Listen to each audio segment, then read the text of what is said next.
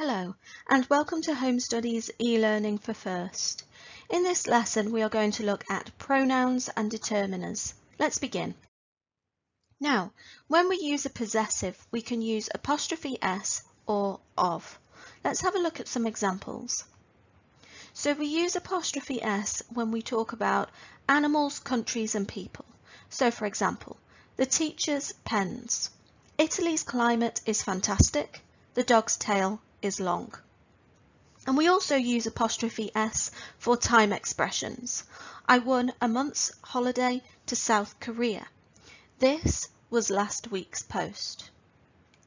And we use of when we're talking about things. So for example, what's the width of the table? What's the depth of the swimming pool? Now here we have a picture of some pens. Here is a teacher, and here are some teachers. Now let's have a look at the difference. So the teacher's pens. Teacher apostrophe s. The pens belong to one teacher.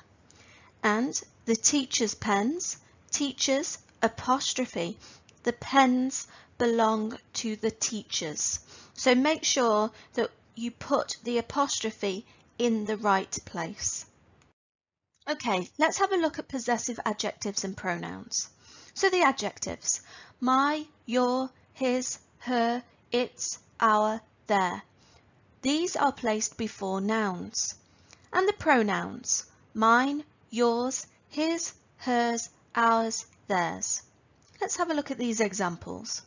These are my shoes. My is a possessive adjective and it goes before the noun. Have you seen their dog? Their is also a possessive adjective and it is placed before the noun. There's a scarf over there in the corner. Is it yours? Yours is a possessive pronoun. That's not your passport. It's mine. Mine is also a possessive pronoun. Now we use possessive pronouns instead of using a possessive adjective plus noun, and we do this to try and avoid repeating the noun. So for example, there's a scarf over there in the corner. Is it yours? We would say it this way rather than saying there's a scarf over there in the corner. Is that your scarf? And that's not your passport. It's mine. We would use this way instead of saying that's not your passport, it is my passport, because we already know what we're talking about, so we don't need to repeat the noun again.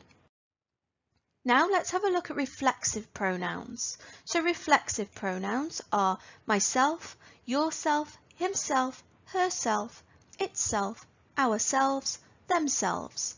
And we use these when we refer to the subject of the verb with certain expressions and when we want to emphasize something.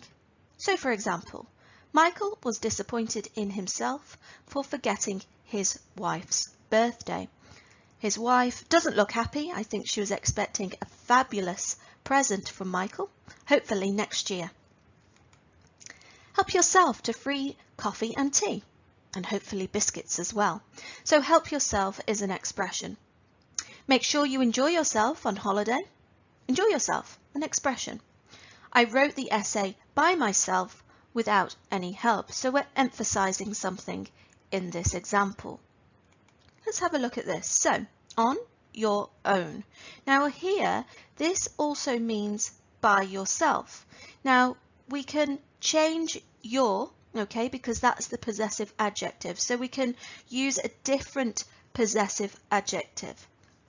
And by yourself. So your, okay, can be changed, okay, because this is the reflexive pronoun. So for example, Holly lives on her own, because that's the possessive adjective.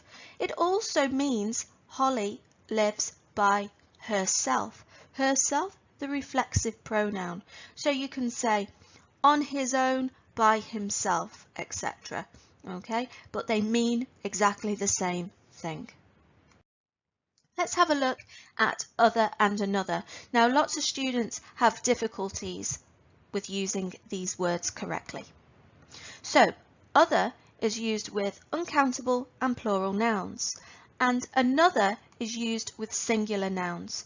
So for example, I have other plans for this weekend. Plans, plural noun, okay? Therefore, you're going to use other. Would you like another biscuit? Yes, please. You don't really need to ask me. I love my biscuits. So we use another because biscuit is a singular noun. And have you found any other evidence? Remember, evidence is an uncountable noun, therefore we are going to use other. So just remember when to use other and another, and hopefully you will not have any more problems using these two words. Now let's have a look at this. Both, neither, and either. Now, we use these when we want to talk about two items. So, for example, both of these pairs of shoes are nice. Neither of those t-shirts are the right colour. Either of those dresses would suit you. Now, let's have a look at this. So, we use both and. So, both the Hawaiian pizza and the pepperoni pizza are delicious. Neither nor. So, neither the Hawaiian pizza nor the pepperoni pizza are delicious. So here they're both not nice to eat. And the last one, either or.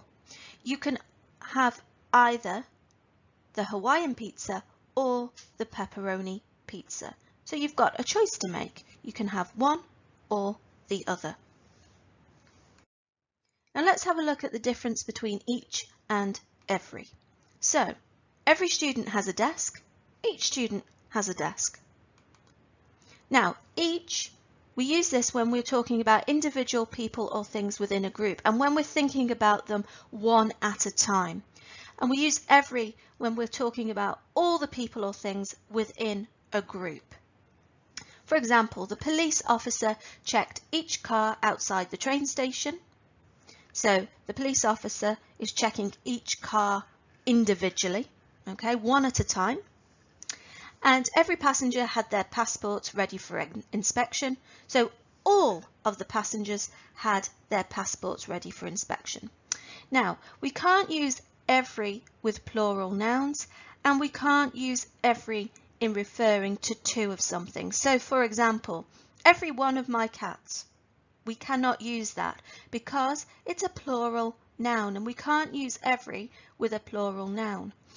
However, we could say each of my cats, okay? So each of my cats, but not every one of my cats. So just remember the differences between each and every. Let's have a look at when we use some and any. So we use some with positive sentences and also with questions when they are requests and offers. However, we use any with questions and negative sentences and also with positive statements when there's no preference with regard to the person, place or thing that we are talking about. Let's have a look at some examples. I'd like to go somewhere quiet to have dinner tonight. So this is a positive sentence, so we're going to use some. Can I get you something for dessert? So this is an offer, therefore we're going to use some. Delicious, yes please. Did you buy anything interesting on your holiday? So this is a question, therefore we are going to use any.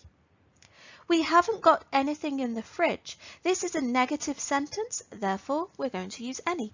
And finally, I am not a fussy eater, I will eat anything. This is a positive statement, but there's no preference there about what the person wants to eat because they're not a fussy eater. Now remember, do not use double negatives in your sentences. Okay, let's have a look at when we use all, most, some, no and none.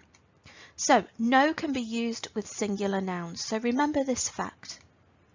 All plus noun, most or some plus noun, and no plus noun. Now we use this to talk about people or things in general. So for example, all flowers are beautiful. So generalization. Most dogs bark. Some people like spicy food, and no politician is flawless.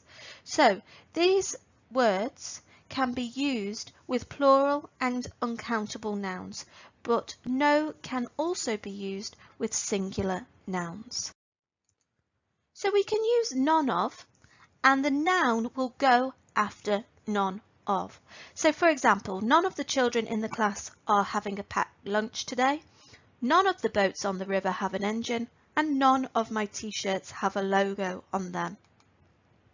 We could also use most of or some of, and the noun will go after this. So for example, most of the restaurants in the city centre have a bar, some of the staff have a free bus pass.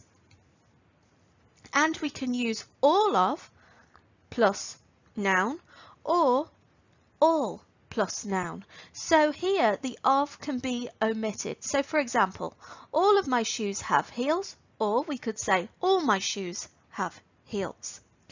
All his friends are helicopter pilots, or we could say all of his friends are helicopter pilots.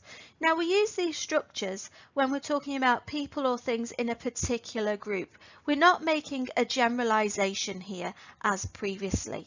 So here, of can be omitted with all, however it cannot be omitted with none, most or some. So just remember these points. Okay, hope that has helped you. Now it's test time. Good luck.